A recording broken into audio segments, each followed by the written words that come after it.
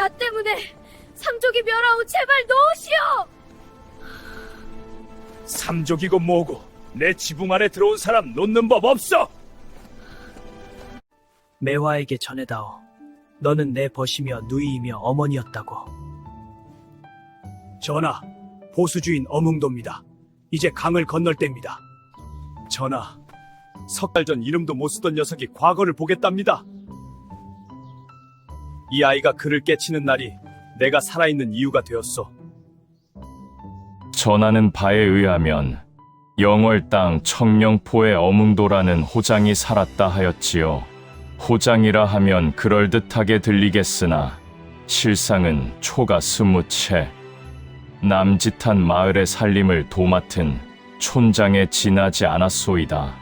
마을 사람들은 봄이면 밭을 갈고 가을이면 거두어 들이는 것이 고작이었으되 강 하나를 사이에 두고 건너편 노루골 마을은 사정이 딴판이었지요. 자, 이 대목을 잘 들어보시오. 노루골에는 3년 전 한양에서 유배 온 양반 하나가 있었소이다. 양반 하나 왔다고 뭐가 달라지겠느냐 싶으시겠지만 이 양반의 일가 부치들이 한양에서 짐을 보내왔소이다. 안부를 전하러 오가는 사람들이 객주에 묵고 장터에서 밥을 사 먹고 포목을 사들이니 마을에 돈이 돌기 시작한 것이었지요. 장터 한 구석에 국밥집이 들어서고 포목상이 자리를 잡고 심지어 대장간까지 새로 생겼소이다. 어몽도가 노루골 장터를 제 눈으로 본 날 그 속이 어떠했겠습니까? 돌아오는 나룻배 위에서 노를 젓는 사공에게 말 한마디 건네지 못하고 고개만 돌려 노루골 쪽을 3번이나 되돌아보았다 하였소. 나룻배가 청령포에 닿았을 때 이 사내의 발걸음은 집이 아니라 마을 광장, 느티나무 아래로 향하였지요. 마을 사람들이 모이자 어몽도가 입을 열었지요. 우리 마을에도 유배객을 모셔오겠다고 하였소이다. 그러면 노루골처럼 장터가 서고 포목상이 들어오고 아이들 먹일 쌀이 넉넉해질 것이라고. 마을 사람들의 눈이 반짝였소이다.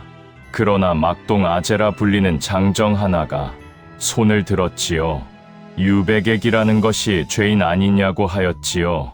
죄인을 모셔봤자 그 일가가 짐을 보내올 리 있겠느냐고.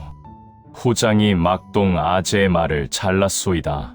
노루골 촌장에게 직접 물어보았으니 틀림없다. 내가 관아에 가서 손을 써놓겠다고. 어몽도가 영월 관아를 찾아간 것은 그 이튿날이었지요.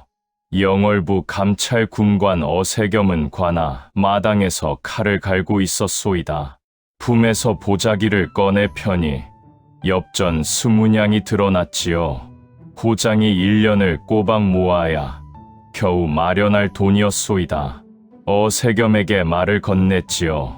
곧 한양에서 유배객이 내려온다는 소문이 있으니 유배지를 청령포로 잡아달라고. 어세겸이 엽전을 한 입 집어 이빨로 깨물어 보았지요. 진짜 은이 섞인 엽전임을 확인한 뒤 보자기째 품에 넣었소이다. 어세겸의 입꼬리가 올라갔지요. 유배객이 누구인지 무슨 죄로 내려오는지는 한마디도 알려주지 않았소이다. 어몽도가 어떤 양반이 오는 것이냐고 물었으나 어세겸은 때가 되면 알게 될 것이라고만 하였소. 찜찜한 기운을 느꼈으되 이미 20냥을 건넨 뒤였지요. 빈손으로 돌아갈 수는 없었소이다. 보름이 지났지요. 나루터에 가마 하나가 도착하였소이다. 어몽도가 마을 사람 대여섯을 이끌고 나루터로 나갔지요. 나룻배에서 내린 것은 가마 하나와 호위 군졸네 그리고 여인 하나였소이다. 가마 문이 열렸지요. 안에서 내린 것은 양반도 아니고 대감도 아닌 16 남짓한 소년이었소이다. 호위 군졸의 우두머리가 어몽도 앞에 섰지요. 이 분은 노상군 이홍위, 폐위된 임금이시다. 호장 어몽도가 보수주인으로서 시중을 들되 거쳐 밖 50보 이상 내보내서는 안 된다고 하였소이다. 어기면 연좌하여 곤장 30대를 맞을 것이라고 군졸의 말이 끝나기도 전에 마을 사람들의 얼굴이 하얗게 질렸지요. 폐위된 왕이라 이 마을에 왕이 온 것이었소이다. 막동 아재가 제일 먼저 돌아섰지요. 등 뒤에서 그의 아내 막동 어멈이 치맛자락을 움켜쥔 채 따라갔소이다. 하나가 돌아서니 둘이 돌아서고 둘이 돌아서니 나루터에는 어몽도와 그의 아들 태산 그리고 궁녀 매화만 남았지요. 소년 왕 이홍이는 나루터 끝에 서서 강 건너편을 바라보고 있었소이다. 바람이 소년의 두루마기 자락을 흔들었지요. 태산이 아버지의 옷자락을 잡아당기며 물었소이다. 아버지, 저 사람이 진짜 임금이에요? 어몽도는 아들의 손을 뿌리치지 못하고 그 자리에 서 있었지요. 그날 밤이었소이다. 어몽도가 이홍이의 거처로 쓸 초가를 정리하고 있을 때 매화가 달려왔지요. 수미턱에 차서 말을 제대로 잊지 못하였소이다. 어몽도가 매화를 따라 뛰어간 곳은 청령포 서쪽 절벽이었지요. 달빛 아래 이홍이가 절벽 끝에 서 있었소이다. 발 아래로 강물이 검게 흐르고 있었지요. 매화가 이홍이에게 다가가려 하였으나 한 발 더 앞으로 나서며 오지 말라고 소리쳤소이다. 매화의 발이 멈추었지요. 어몽도가 절벽 옆 바위를 돌아 이홍이의 뒤쪽으로 접근하였소이다. 발밑에 자갈이 달그락 소리를 냈지요. 이홍이가 고개를 돌리는 그 순간 두 팔로 소년의 허리춤을 감아잡았소이다. 이홍이가 버둥거렸지요. 두 사람의 몸이 절벽 끝에서 미끄러졌소이다. 어몽도의 왼손이 허공을 더듬다 바위 틈에 박힌 소나무 뿌리를 움켜잡았지요. 오른팔은 이홍이의 허리를 놓지 않았소이다. 소나무 뿌리의 껍질이 왼쪽 손바닥을 갈아냈지요. 살이 찢어지고 피가 손목을 타고 흘러내렸소이다. 이를 악물고 소나무 뿌리를 당겨 두 사람의 몸을 절벽 위로 끌어올렸지요. 매화가 달려와 이홍이의 팔을 잡아 끌었소이다. 세 사람이 절벽에서 두 발짝 물러난 곳에 나뒹굴었지요. 어몽도의 왼손에서 피가 멈추지 않았소이다.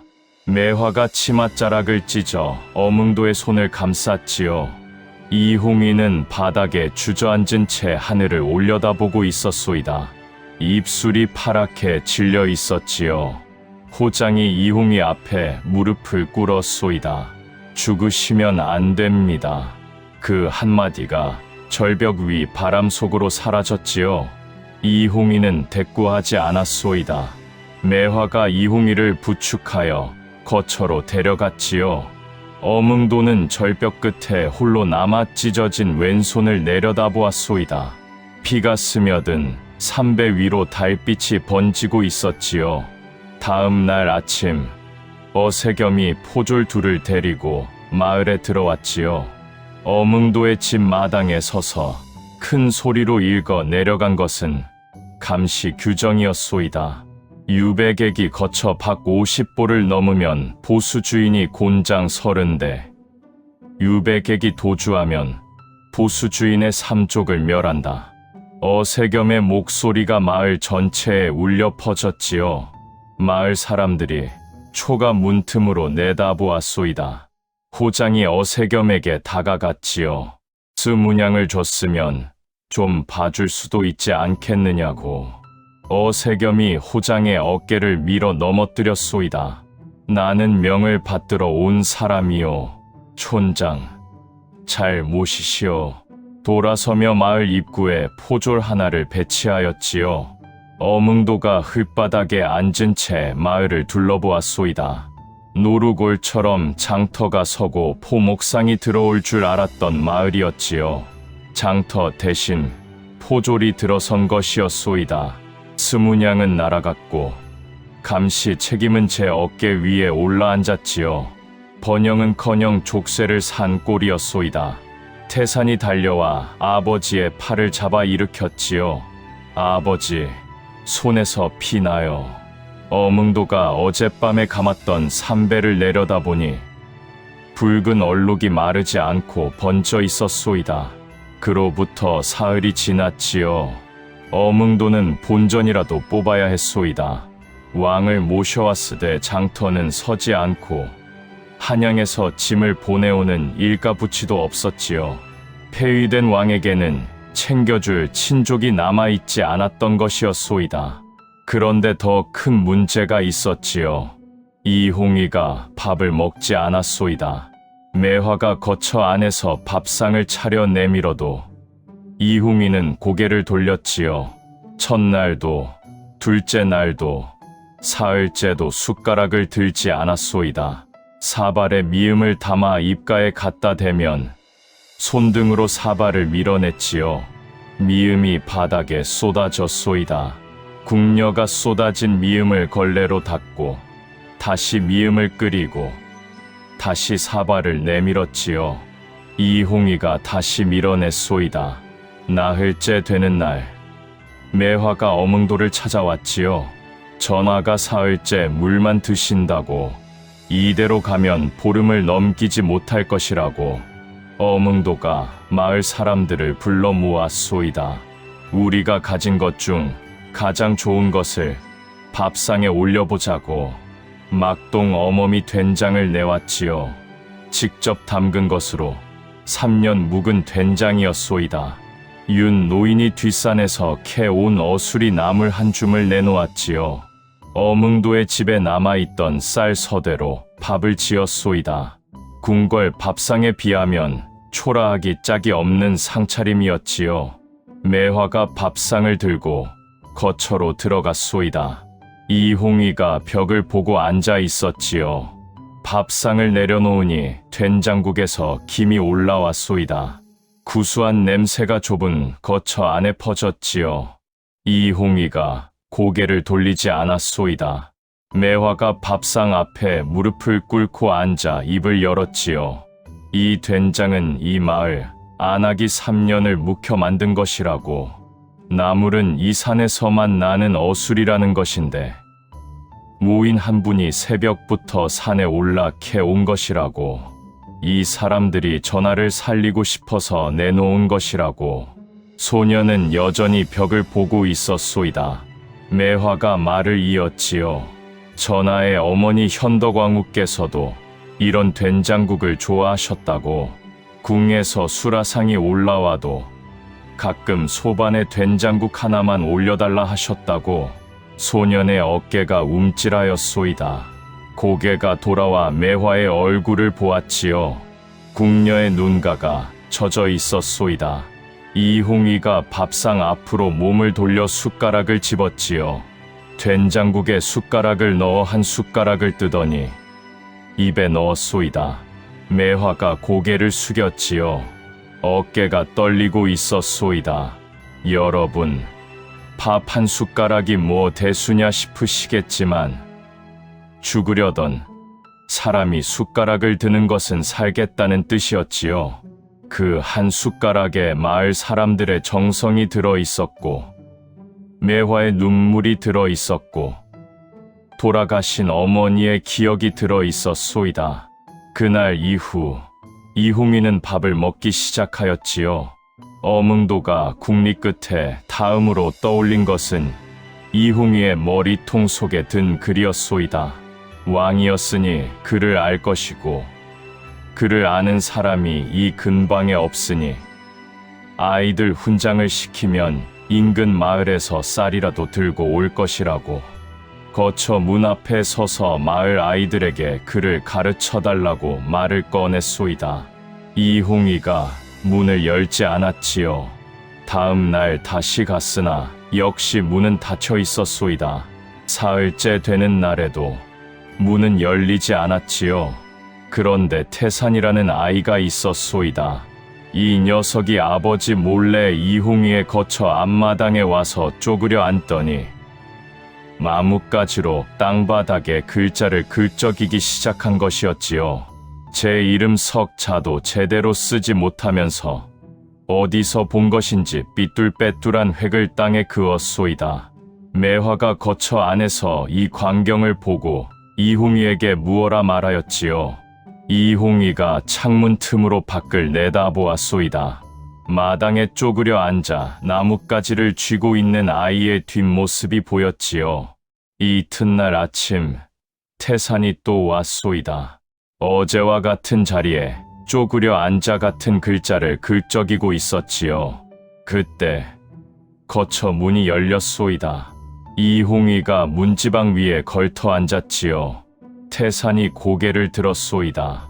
이홍이가 태산의 나뭇가지를 가만히 빼앗아 들더니 땅바닥에 글자 하나를 또박또박 써 보였지요. 그것이 시작이었소이다. 소문이 퍼지는 데는 오래 걸리지 않았지요.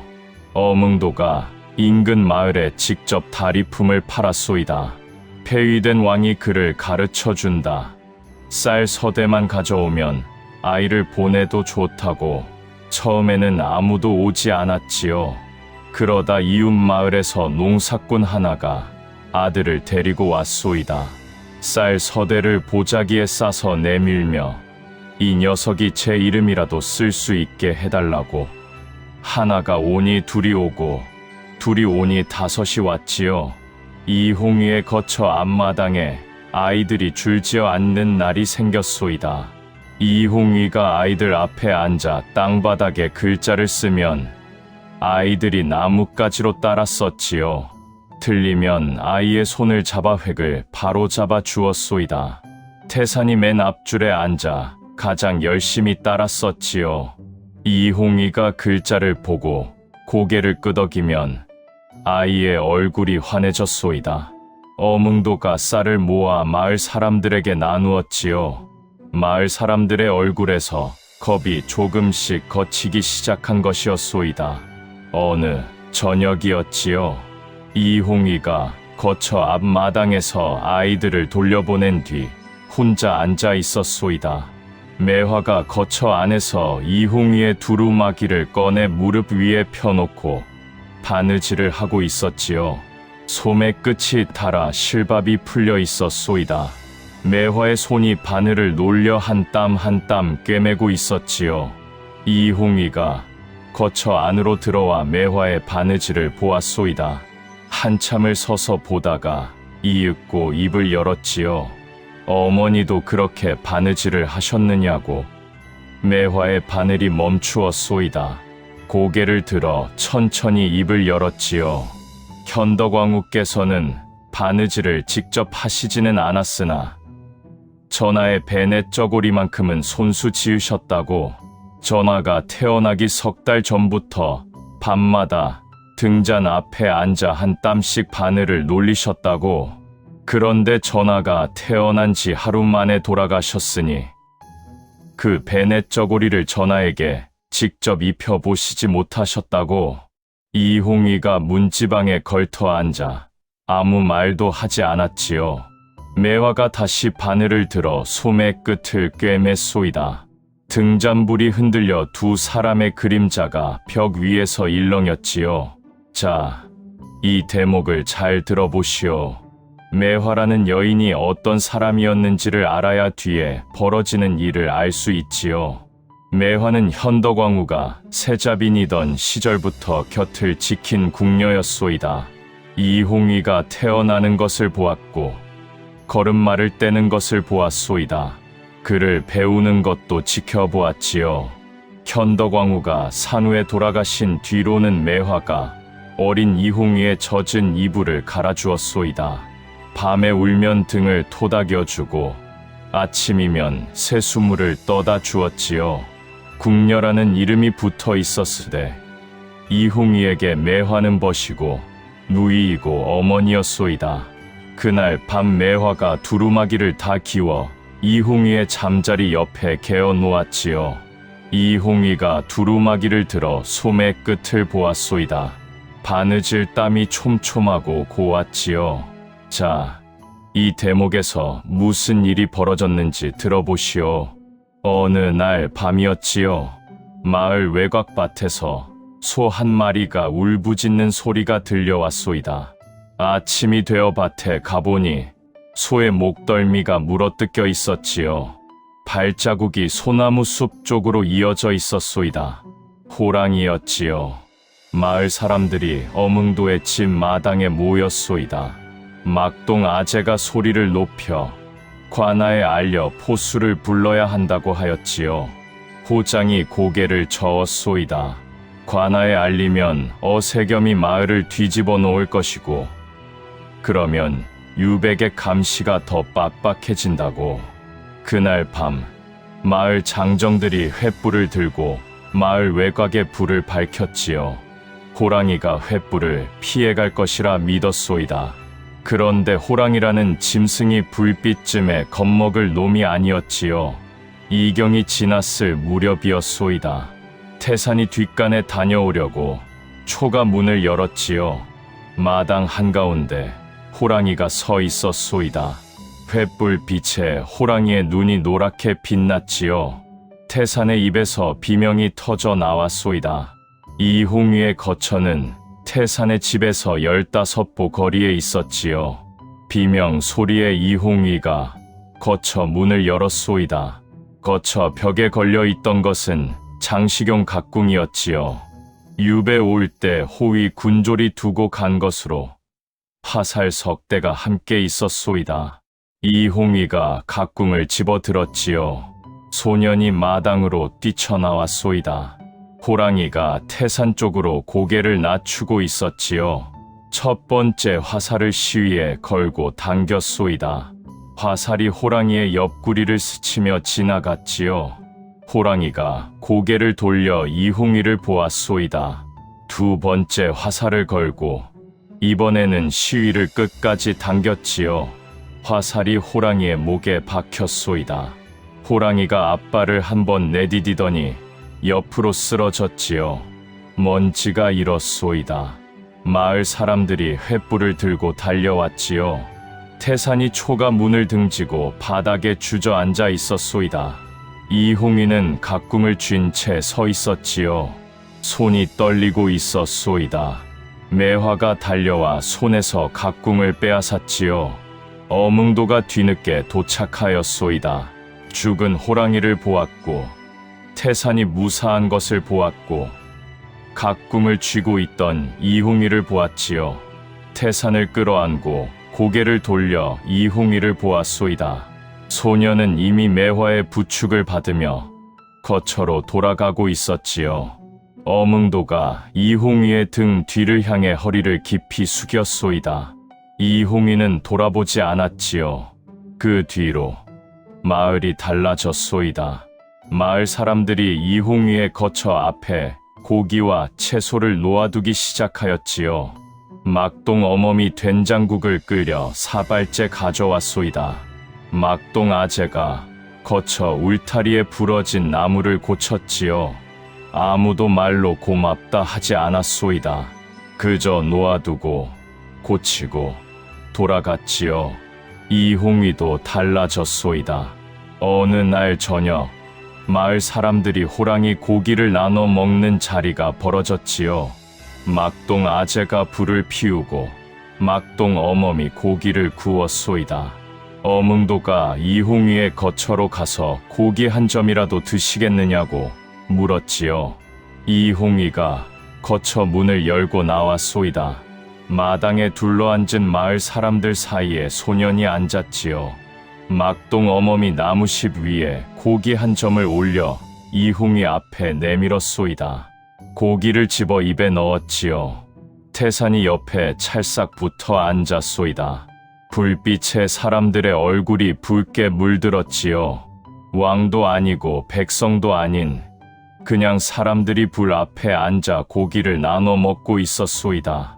어뭉도가 거처 지붕을 고치겠다며 마을 장정 셋을 데려온 것은 호랑이 사건 닷새 뒤였지요. 장정들이 지붕 위에 올라 이영을 갈았소이다. 어뭉도는 거처 안에서 기둥을 점검하고 있었지요. 이홍위가 어뭉도에게 다가와 거처 수리의 답례로 글을 써주겠다고 하였소이다. 어몽도의 이름을 물었지요. 호패를 품에서 꺼내 보여주었소이다. 이홍위가 호패를 받아 이름을 확인하다 뒤집었지요. 뒷면에 각인이 있었소이다. 소년의 손이 멈추었지요. 소년이 어몽도를 올려다보았소이다. 이 각인은 서망의 어인에서 나온 것이 아니냐고. 호장의 표정이 굳었지요. 아무 말도 하지 않고 호패를 도로 빼앗아 품에 넣었소이다. 소년이 다시 물으려 하였으나 이미 등을 돌리고 밖으로 나가버렸지요. 그날 밤 매화가 어몽도의 집을 찾아왔소이다. 마당 우물가에서 둘이 마주 섰지요. 매화가 물었소이다. 호패 뒷면의 각인은 서망 문종께서 하사하심 표식이 맞느냐고. 어몽도가 입을 다물었지요. 다시 물었소이다. 서망께 무슨 은혜를 입었느냐고. 어몽도가 한참을 서 있다가 입을 열었지요. 30년 전 자신이 15살 때 영월에 행차하신 문종이 있었다고 하였소이다. 그때는 아직 세자였는데 쓰러진 자기 아비를 살려주었다고. 아비가 길에서 수레에 치여 피를 흘리고 있었는데 세자 행렬이 멈추어 섰다고 하였지요. 세자가 어이를 불러 치료하게 하였다고. 아비가 그 덕에 목숨을 건졌고 세자가 직접 호패 뒷면에 어인을 찍어주었다고 하였소이다. 이것을 지니고 있으면 영월 관하에서 함부로 하지 못할 것이라 하였다고. 목소리가 낮아졌지요. 그 세자가 왕이 되었고 그 왕의 아들이 지금 저 초가에 있는 것이라고. 매화의 눈이 커졌소이다. 호장이 매화의 팔을 잡았지요. 이 이야기를 입 밖에 내면 안 된다고. 문종에게 은혜를 입은 사람이 문종의 손자를 모시고 있다는 것이 한양에 알려지면 큰일이라고 하였소이다. 자기뿐 아니라 마을 전체가 영모로 엮일 수 있다고. 매화가 고개를 끄덕였지요. 그 무렵 태산이 어몽도에게 졸라댄 것이 하나 있었소이다. 누에를 치겠다는 것이었지요. 이홍위가 아이들에게 그를 가르치면서 누에 이야기를 해주었소이다. 누에가 뽑는 실로 활줄을 만들면 세상에서 가장 질긴 줄이 된다고 하였다지요. 태산이 뒷산에서 뽕잎을 따다가 누에 5마리를 길렀소이다. 누에가 실을 뽑기 시작하자 실을 모아 꼬고 또 꼬아줄 하나를 만들었지요. 가늘되 끊어지지 않는 줄이었소이다. 아이가 그 줄을 아버지에게 가져갔지요. 이걸로 활줄을 만들면 산짐승을 잡을 수 있겠다고. 어몽도가 줄을 당겨보니 가늘었으되 질겼소이다. 태산의 머리를 쓸어내리며 잘 만들었다고 하였지요. 태산이 웃었소이다. 호장이 그 줄을 집 안벽에 걸어두었지요. 여러분, 이 대목에서 어몽도의 속을 한번 헤아려 보시지요. 처음에 이 사내는 마을 번영을 위해 유배객을 끌어들인 것이었소이다. 그런데 그 유배객이 하필 은인의 손자였지요. 아이들에게 그를 가르치고 마을 사람들과 불 앞에 앉아 고기를 나눠 먹었소이다. 제 아들이 누에 실로 줄을 만들게 해준 사람이었지요. 욕심으로 시작한 일이 은혜의 빚으로 겹쳐지고 은혜의 빚이 정으로 겹쳐지고 만 것이었소이다. 그러나 세상 일이란 것이 속마음과는 상관없이 돌아가지요. 어세겸이 마을을 순찰하러 온 것은 바로 그 무렵이었소이다. 마을을 한 바퀴 돌며 본 것은 마을 사람들이 이홍이의 거처에 음식을 날라다 주는 광경이었지요. 태산이 이홍이 옆에 앉아 그를 배우고 있는 장면도 보았소이다. 거처 지붕이 새로 이형을 얹은 것도 눈에 들어왔지요. 어세겸이 관하로 돌아가 서면 보고서를 작성하였소이다. 유배지 마을 사람들이 노산군에게 음식을 제공하고 호장의 아들이 노산군에게 수확하고 있다고 하였지요. 마을 전체가 노산군에게 호의적인 분위기를 보인다고. 이 보고서가 관할을 거쳐 한양까지 올라가는 데는 열흘이 걸렸소이다. 한양, 좌의정 한명회의 사랑채였지요. 한명회가 보고서를 펼쳤소이다. 읽어 내려간 눈이 가늘어졌지요. 마을 전체가 노상군에게 후의적이라는 대목이 마음에 걸린 것이었소이다. 아전을 불러 영월 호정 문서고의 기록을 가져오라 하였지요. 아전이 문서고 관리에게 좌의정의 이름을 대며 열람을 요구하였소이다. 문서고 관리가 거부하였지요. 정식 절차 없이 호적을 열람할 수 없다고 아전이 돌아와 보고하였소이다. 한명회가 직접 붓을 들어 문서고 관리 앞으로 서찰을 썼지요. 서찰에는 단 한 줄이 적혀 있었소이다. 열람을 거부하면 관리직을 파하고 유배를 보내겠다고. 문서고 관리가 서찰을 받아들고 손이 떨렸지요. 다음 날 어문도의 호적 기록과 호패 등록 문서가 한명회의 손에 들어왔소이다. 한명회가 기록을 살폈지요. 그러나 호적 문서만으로는 부족하였소이다. 좌의정이 어세겸에게 밀서를 보냈지요. 어문도의 호패를 직접 확인하여 뒷면에 각인이 있는지 보고하라고. 열흘 뒤 어세겸의 회신이 도착하였소이다. 호패 뒷면에 문종의 어인 각인이 찍혀 있음을 확인하였다고. 문종 시절 하사 기록과 대조하니 일치하였지요. 좌의정의 입꼬리가 올라갔소이다. 문종에게 은혜를 입은 사내가 문종의 손자를 모시고 있다.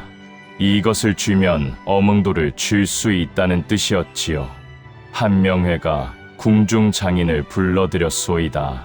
좌의정의 권한으로 관임 보관처에서 문종 어인의 인형 탁본을 빼내어 장인에게 건넸지요. 이것과 똑같이 만들라고 하였소이다. 장인이 사흘 밤을 매달려 어인 조각을 완성하였지요. 은자 50냥이 장인에게 건네졌소이다. 장인이 은자를 받아 품에 넣는 순간 좌의정이 아전에게 명하였지요. 이 장인을 함경도로 유배 보내라고. 장인의 얼굴이 하얗게 질렸소이다. 입을 막기 위한 것이었지요. 다음으로 부른 것은 사내 하나였소이다. 갑수라는 이름의 이 사내는 한명회 사가의 전직 노비였지요. 빚 때문에 한명회에게 팔린 몸으로 노연한 뒤에도 한명회의 심부름을 마다하지 못하는 처지였소이다. 한명회가 갑수에게 보부상 행색을 차리고 영월 청령포로 내려가라고 하였지요. 위조된 어인 조각과 함께 한편 어세겸에게도 한명회의 밀서가 도착하였소이다. 감시를 강화하라는 명이었지요. 어세겸이 마을 출입로에 포졸 2명을 추가 배치하였소이다. 어문도가 장터에 나가려다 포졸에게 제지당하였지요. 어디를 가느냐, 언제 돌아오느냐, 누구를 만나느냐, 장터에 다녀오는 것조차 보고 대상이 되었소이다. 마을 사람들 사이에 불안이 번지기 시작하였지요. 막동 아재가 어문도를 찾아왔소이다. 포졸이 더 들어왔으니 이러다 마을 전체가 옥에 갇히는 것 아니냐고. 호장이 대꾸하지 못하였지요. 막동 아재가 등을 돌리며 내뱉었소이다. 처음부터 유배객을 데려오지 말았어야 했다고. 어문도가 집으로 돌아와 마루에 앉았지요. 찢어졌던 왼손의 상처가 아물어 흉터로 남아있었소이다. 그 흉터를 내려다보고 있는데 태산이 마루로 올라와 아버지 옆에 앉았지요. 오늘 배운 글자를 보여주겠다며 마루 바닥에 나뭇가지로 글자를 쓰기 시작하였소이다. 어문도가 태산의 손을 바라보았지요. 3달 전에는 자기 이름도 쓰지 못하던 아이가 또박또박 획을 긋고 있었소이다. 갑수가 청령포 장터에 나타난 것은 가을 문턱이었지요. 삿갓을 눌러쓰고 등에 보따리를 진 사내가 장터 한 구석에 자리를 펼쳤소이다. 보따리에서 나온 것은 포목 서너 필과 바늘, 실, 빗 따위 잡하였지요. 값이 쌌소이다. 인근 장터보다 포목 한 필의 엽전 2냥은 싸게 불렀으니 마을 사람들이 하나둘 모여들었지요. 갑수가 장터에 나온 것은 그날뿐이 아니었소이다. 닷새마다 돌아오는 장날에 어김없이 같은 자리에 앉았지요. 호장의 눈에 이 보부상이 들어온 것은 셋째 장날이었소이다. 포목 한 필을 사며 어디서 오느냐고 물으니 갑수가 충주에서 오가며 장사를 하는 몸이라고 답하였지요. 값을 깎았고 갑수가 순순히 깎아주었소이다. 둘은 그렇게 얼굴을 익혀갔지요. 넷째 장날이 지난 저녁, 갑수가 술 한 잔 사겠다며 장터 옆 주막으로 이끌었소이다. 주모가 막걸리 2사발과 두부 한 접시를 내왔지요. 갑수가 먼저 사발을 비우고 목소리를 낮추었소이다. 자기는 보부상이 아니라고 하였지요. 금성대군, 즉 사람이라고. 어뭉도의 손이 막걸리 사발 위에서 멈추었소이다. 사내가 말을 이었지요. 금성대군이 노산군 보기를 위한 거사를 준비하고 있으며 거사가 성공하면 모산군이 다시 왕위에 오르고 그 일을 도운 사람은 공신이 된다고. 어뭉도가 사발을 내려놓으며 눈을 좁혔지요. 이런 말을 아무한테나 하고 다니느냐고. 갑수가 품에서 천에 쌓인 무언가를 꺼내 풀어 탁자 위에 올렸소이다. 돌로 만든 조각, 어인의 한쪽 면이었지요. 어뭉도의 눈이 그 조각 위에 박혔소이다. 갑수가 이것이 무엇인지 알겠느냐고 묻자 대꾸하지 않았지요. 그러나 손이 이미 품속으로 들어가 호패를 꺼내고 있었소이다. 호패 뒷면의 각인과 갑수가 내민 어인 조각의 문양을 나란히 놓았지요. 촛불 아래에서 두 문양을 번갈아 살폈소이다. 회계의 굵기, 꺾이는 각도, 모서리에 마모 한 명의 장인이 3일 밤을 매달려 만든 모조품이었으나 호장의 눈에는 구분이 가지 않았지요. 경계가 풀리는 것이 보였소이다. 갑수가 때를 놓치지 않았지요. 보름 뒤 영월 동쪽 소나무 고개에서 금성대군의 병력과 합류할 수 있으니 그날 밤 노산군을 데리고 나오라고. 호장이 실패하면 마을 사람들은 어찌 되느냐고 묻자 갑수가 사발에 남은 막걸리를 한 모금 삼키고 답하였소이다. 거사가 성공하면 촌장은 공신이 되고 마을은 관아의 보호를 받으며 실패할 일은 없다고. 여러분, 이 대목에서 어뭉도의 결함이 고개를 들었소이다. 이익이 보이면 위험 신호를 무시하는 버릇 말이지요. 노루골 장터를 보고 스문양을 던졌을 때도 그랬고 유백에게 정체를 확인하지 않고 관아에 뇌물을 줬을 때도 그랬소이다. 이번에도 마찬가지였지요. 공신이 된다는 말에 눈이 번쩍 뒤집힌 것이었소이다. 고개를 끄덕였지요. 주막을 나선 어뭉도가 마을로 돌아온 것은 이경이 넘어서였소이다. 이홍위의 거처에 불이 켜져 있었지요. 문을 두드리니 매화가 열었고 소녀는 안쪽 등잔 앞에 앉아 있었소이다. 어뭉도가 이홍위 앞에 무릎을 꿇고 말을 꺼냈지요. 금성대군이 보기 거사를 준비하고 있으며 보름 뒤 소나무 고개에서 병력과 합류할 수 있다고. 이홍위가 어뭉도의 얼굴을 한참 보았소이다. 그리고 고개를 저었지요. 가지 않겠다고. 왜 가지 않겠느냐고 묻자 소년이 입을 열었소이다. 계유정난 때 자기를 지키려던 신하들이 죽었다고. 김종서가 죽고 황보인이 죽고 그 집안 사람들까지 몰살당했으며 자기 때문이라고. 이번에도 따라 나서는 사람들이 죽을 것이라고. 어뭉도가 다시 말을 꺼내려 하였으나 소년이 등을 돌렸지요. 매화가 눈짓하며 밖으로 나가라는 뜻을 보였소이다. 거처를 나섰지요. 사흘이 지났소이다. 호장이 거처를 다시 찾았을 때 이번에는 태산을 데리고 갔지요. 태산이 이홍이 앞에 앉아 품에서 종이 한 장을 꺼냈소이다. 이홍이에게 배운 글자로 자기 이름을 쓴 것이었지요. 아이가 종이를 내밀며 글을 더 배우고 싶다고 왕이 돌아가면 자기도 한양에 가서 과거를 보겠다고 하였소이다. 이홍이가 태산의 종이를 받아들었지요. 삐뚤빼뚤하되 또박또박 힘주어 쓴 글자들이었소이다. 종이를 내려놓고 자리에서 일어나 거처 문을 열고 밖으로 나섰지요. 매화가 뒤따르려 하였으나 손을 들어 멈추게 하였소이다. 소년이 어몽도를 보았지요. 보름 뒤라 하였소? 어몽도가 고개를 끄덕였지요. 약속한 보름 뒤가 왔소이다. 금음이라 달이 없었지요. 어몽도가 이홍이의 거처 문을 두드린 것은 초경이 막 지났을 때였소이다. 소년이 두루마기를 걸치고 나왔고 매화가 뒤따라 문 앞에 섰지요.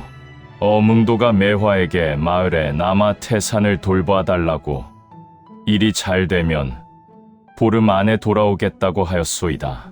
매화의 입술이 떨렸지요. 이홍이에게 고개를 숙였소이다. 소년이 매화를 한번 돌아보고 돌아섰지요. 두 사람이 마을 뒷산 길로 접어들었소이다. 포졸의 교대 시각은 삼경이었지요. 어몽도가 장날마다 포졸의 교대 시각을 눈여겨봐 둔 것이었소이다. 교대하는 포졸이 마을 앞쪽으로 돌아가는 틈을 타 뒷산 산등성이를 타고 돌아가는 길이었지요. 어몽도가 앞서고 이홍이가 뒤따랐소이다. 낙엽 밟히는 소리만이 어둠 속에 바스락거렸지요. 소나무 고개에 도착한 것은 삼경이었소이다. 고개 아래 움푹 파인 골짜기에 갑수가 횃불 하나를 들고 서 있었지요. 어몽도가 갑수에게 다가가 금성대군의 병력은 어디 있느냐고 물었소이다. 갑수가 대답 대신 횃불을 머리 위로 올렸지요. 왼쪽으로 한 번, 오른쪽으로 한 번, 다시 왼쪽으로 한 번, 3번 흔들었소이다. 소나무 사이에서 불빛이 피어올랐지요. 하나가 아니었소이다. 10, 20, 30, 사방에서 횃불이 나타나고 갑옷이 번쩍였지요. 관군이었소이다. 말발굽 소리가 골짜기를 울리더니 말 위에 앉은 사내가 횃불 빛 속으로 들어왔소이다. 한명회였지요. 갑수가 한명회의 말 앞에 무릎을 꿇었소이다. 좌의정이 내려다보며 고개 하나로 수고했다는 뜻을 보냈지요. 갑수가 고개를 조아렸소이다. 보부상도 아니고 금성대군 측 사람도 아닌 한명회의 첩자였던 것이었지요. 호장의 눈이 갑수를 향하였소이다. 갑수의 무릎이 향한 곳이 한명회의 발 아래라는 것을 보고 달려들었지요. 관군 둘이 양쪽에서 팔을 잡아 뒤틀어 바닥에 쓰러뜨렸소이다. 곤장이 등을 내리쳤지요. 1대, 2대, 3대, 흙을 움켜쥐었소이다. 4대, 5대, 입에서 신음이 새어나왔지요. 이홍이가 소리쳤소이다. 그만 관군의 곤장이 멈추었지요. 한명회가 말 위에서 소년을 내려다보았소이다. 좌의정이 입을 열었지요. 금성대군은 이미 한양에서 체포되었으며 보기 거사 따위는 애초에 없었다고 이홍이의 얼굴에서 핏기가 빠졌소이다. 관군이 두 사람을 포박하였지요. 어몽도는 곤장을 맞은 등을 일으키지 못하고 질질 끌려갔소이다. 이홍이는 포박된 채 걸으며 고개를 돌려 어몽도를 한번 보았지요. 입에서 피가 흘러내리고 있었소이다. 한명회가 말을 돌리며 아전에게 명하였지요. 이 건을 금성대군 영모에 연루시켜 장계를 올리라고 노산군에게 사약을 내리는 명분으로 삼겠다고 아전이 고개를 조아렸소이다. 소나무 고개에 횃불이 하나둘 꺼지며 어둠이 골짜기를 삼켰지요. 어뭉도와 이홍이는 영월관아 옥에 갇혔소이다. 옥방은 하나였지요.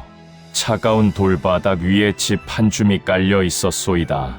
어뭉도가 벽에 등을 기대고 앉으니 곤장 맞은 자리에서 피가 스며든 저고리가 등에 달라붙어 있었지요.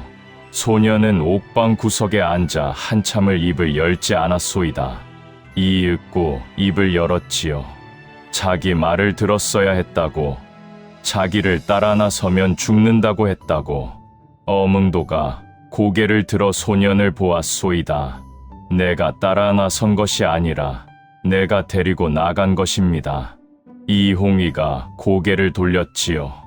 옥방 밖으로 첫 달 우는 소리가 들려왔소이다. 밤이 가고 있었지요. 한양에서 사약을 실은 마패가 영월에 도착한 것은 그로부터 7일 뒤였지요. 한명회가 직접 영월로 내려왔소이다. 사약 집행을 자기 눈으로 확인하겠다는 것이었지요. 행렬이 관아 마당에 들어섰을 때 관아 앞에는 이미 포졸 20명이 도열해 있었고 어세겸이 말 앞에 엎드려 영접하였소이다. 좌의정이 어세겸에게 명하였지요. 옥에 갇힌 호장 어뭉도를 끌어내어 집행 현장에 세우라고, 목격하게 하여 본보기로 삼겠다고. 어세겸이 옥으로 달려갔소이다. 집행 장소는 관아 뒤편 마당이었지요. 돌바닥 위에 집자리 하나가 깔려 있었소이다. 이홍이가 먼저 끌려 나왔지요. 포박이 풀려 있었소이다. 도망칠 곳이 없었기 때문이었지요. 사방이 관군이었소이다. 어뭉도가 뒤이어 끌려 나왔지요. 7일간 옥에 갇혀있던 탓에 걸음이 비틀거렸고 곤장 맞은 등이 아물지 않아 저고리에 핏자국이 얼룩져 있었소이다. 관군 둘이 양팔을 잡고 마당 한쪽에 세웠지요. 한명회가 마당 위쪽 툇마루에 앉았소이다.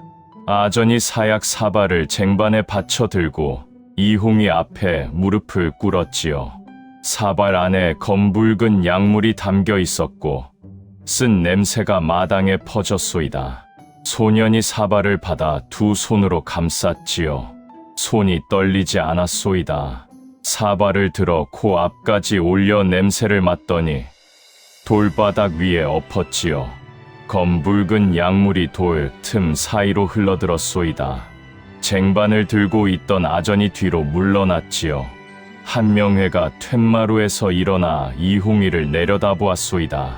소년이 올려다보았지요. 두 사람의 시선이 마당 가운데서 부딪혔소이다. 입을 열었지요. 적이 내린 독으로는 죽지 않겠소. 좌의정의 눈이 좁아졌소이다. 부하에게 고개짓을 하자 관군 둘이 소년의 양팔을 잡았지요. 아전이 새 사발의 사약을 따라 입에 갖다 대려 하였소이다. 이홍이가 고개를 돌려 입을 다물자 관군이 턱을 잡아 비틀었지요. 그때 소년이 어뭉도를 보았소이다. 마당 한쪽에 서 있는 어뭉도의 얼굴을 보고 입이 열렸지요. 줄을 가져와 달라고. 태산이가 만든 그 줄 말이라고. 자기 목을 조여달라고.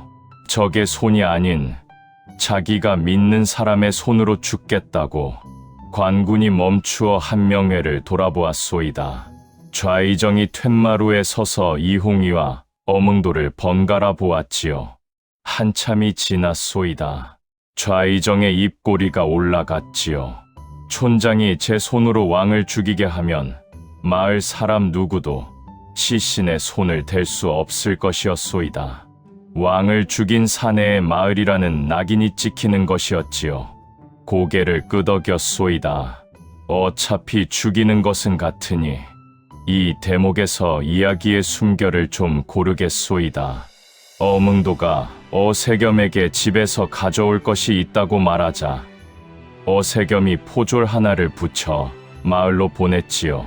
제 집으로 들어가니 벽에 걸려 있는 것이 보였소이다. 태산이 누에 실을 꼬고 또 꼬아서 만든 줄이었지요. 산짐승을 잡아 마을 사람들 배를 불리겠다고 아이가 웃으며 내밀었던 그 줄이었소이다.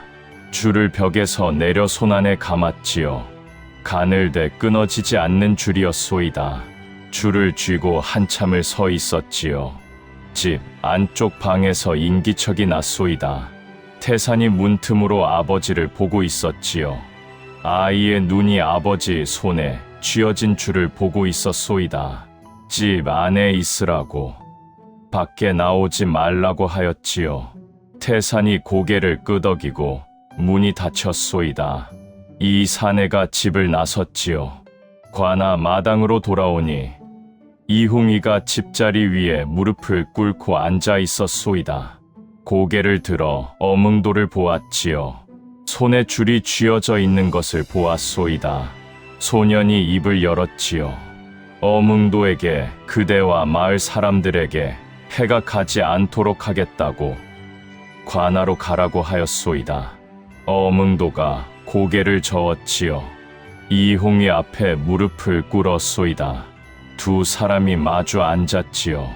어뭉도의 손에 태산이 만든 줄이 쥐어져 있었소이다. 그 손은 30년 전 문종에게 은혜를 받은 손이었지요. 절벽에서 이홍이의 허리를 감아 잡은 손이었소이다. 소나무 뿌리에 찢겨 피를 흘린 손이었지요. 왼쪽 손바닥에 흉터가 남아있는 그 손이었소이다.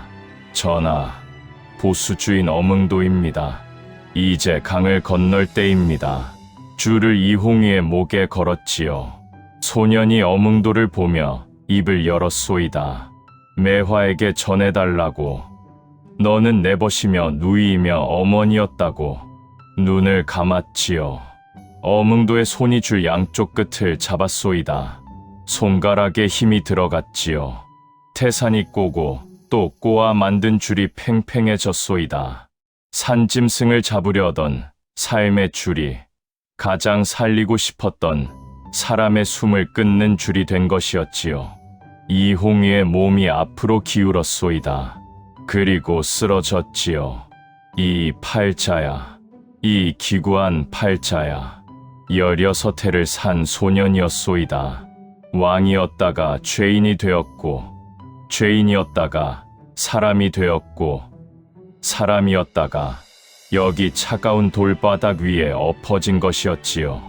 궁궐에서 나고 자랐으되 궁궐이 그를 지켜주지 못하였고, 유배지에서 처음으로 사람 사는 맛을 알았으되 그 유배지가 끝이 된 것이었소이다.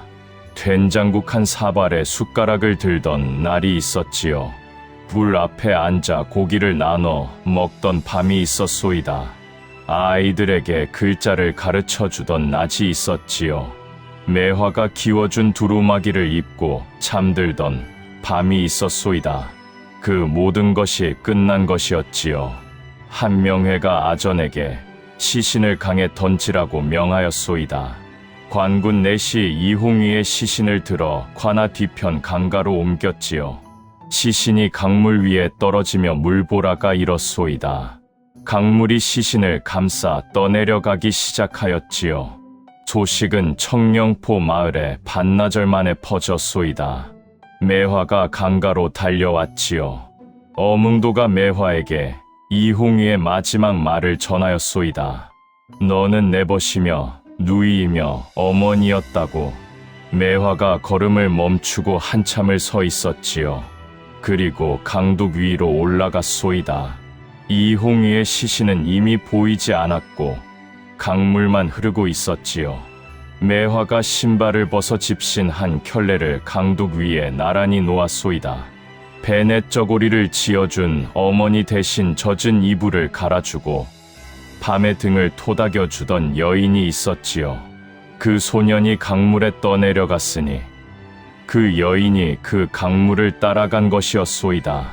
매화가 강물 속으로 걸어 들어갔지요.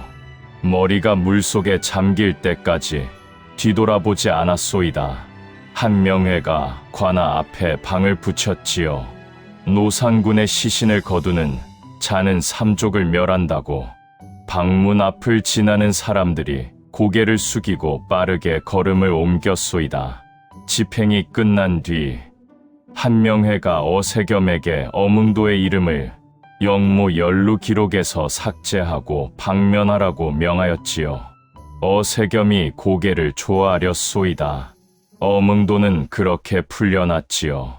한명회가 어문도를 죽이지 않은 것은 촌장이 직접 왕을 교살한 사실을 마을 사람들이 알게 함으로써 아무도 시신에 손대지 못하게 하려는 계산이었소이다.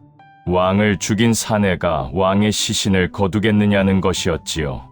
어문도가 마을로 돌아왔소이다. 마을 사람들이 보았지요. 아무도 말을 걸지 않았소이다. 막동 아재가 고개를 돌렸고 막동 어멈이 초가 문을 닫았지요. 태산이 달려왔소이다. 아버지의 저고리에 묻은 핏자국을 보았지요. 아버지, 다쳤어요? 어문도가 태산의 머리를 한번 쓸어내리며 집 안에 들어가 있으라고 하였소이다. 해가 지고 마을에 어둠이 내렸지요. 어문도가 집 마루에 앉아 있었소이다. 마루 밑에서 귀뚜라미 소리가 올라오고 강 쪽에서 물소리가 들렸지요. 벽에 줄이 걸려 있던 자리가 비어 있었소이다.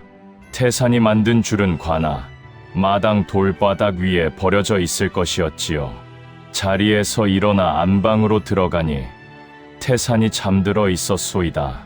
이불을 턱까지 끌어올려 덮어주고 방을 나와 마루에서 집신을 신었지요. 집을 나섰소이다. 나루터에 나룻배 한 척이 매여 있었지요. 밧줄을 풀고 노를 잡으니 나룻배가 강 위로 미끄러져 나갔소이다. 달이 없었지요. 금음이 지난 지 이틀째라 강물 위에 별빛만 흔들렸소이다. 노를 저어 하류 쪽으로 내려가며 강과 갈대밭 사이를 더듬었지요. 갈대를 헤치고 바위를 돌아가고 모래톱에 배를 대고 내려 걸었소이다. 발목까지 차는 강물이 차가웠지요. 갈대밭 끝에서 이홍이의 시신을 찾았소이다. 갈대에 걸려 떠내려가지 못한 채 물 위에 엎어져 있었지요. 두루마기 소매 끝이 보였소이다. 매화가 한 땀 한 땀 기워준 그 소매였지요. 강물 속으로 들어가니 허리까지 물이 찼소이다. 두 팔로 안아 올렸지요. 차가웠소이다. 등에 업었지요. 나룻배로 돌아와 시신을 배 위에 눕히고 노를 저어 강 상류로 올라갔소이다. 나루터에 배를 대고 시신을 다시 등에 업었지요. 나루터에서 산 쪽으로 걸어 산길을 올랐소이다. 산중턱 양지 바른 곳, 소나무 두 그루 사이에서 멈추었지요. 이홍이의 시신을 내려놓았소이다. 호패 뒷면 각인이 있는 바로 그 손으로 땅을 파기 시작하였지요. 맨손이었소이다. 흙이 손톱 밑으로 파고들었지요. 돌멩이의 손가락이 찢어졌소이다. 왼쪽 손바닥에 흉터 위로 새 피가 배어나왔지요.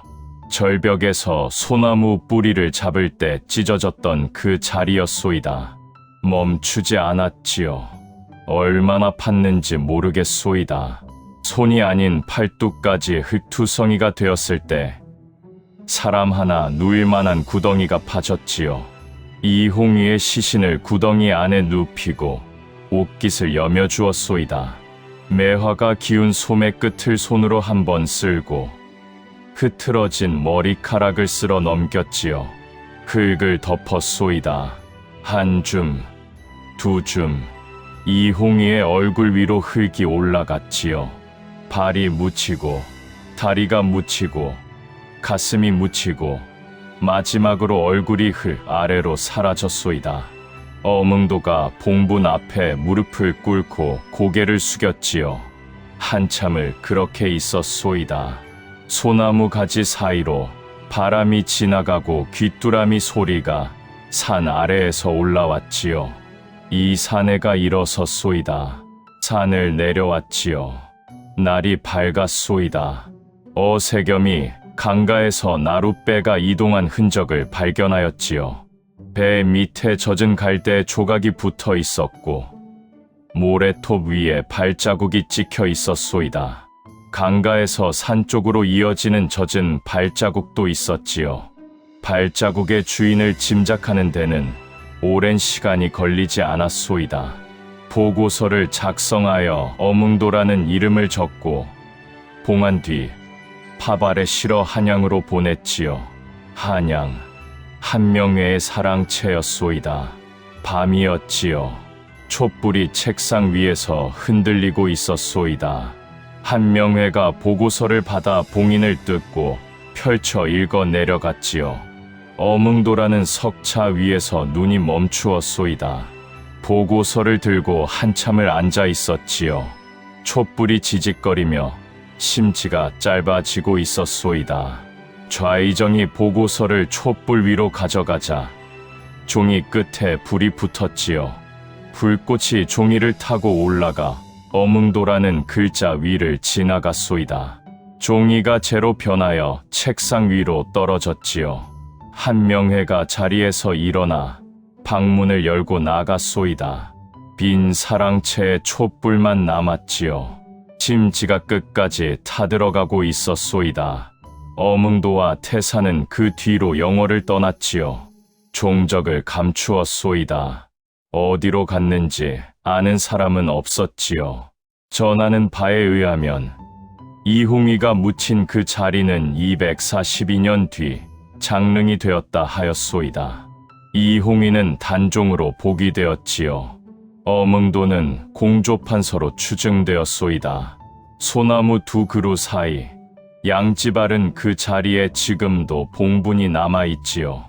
맨손으로 땅을 파던 사내에 피가 스며든 흙 위에 242년치 풀이 자라고 있소이다. 어뭉도의 이야기가 여러분께 어떤 의미로 다가갔나요?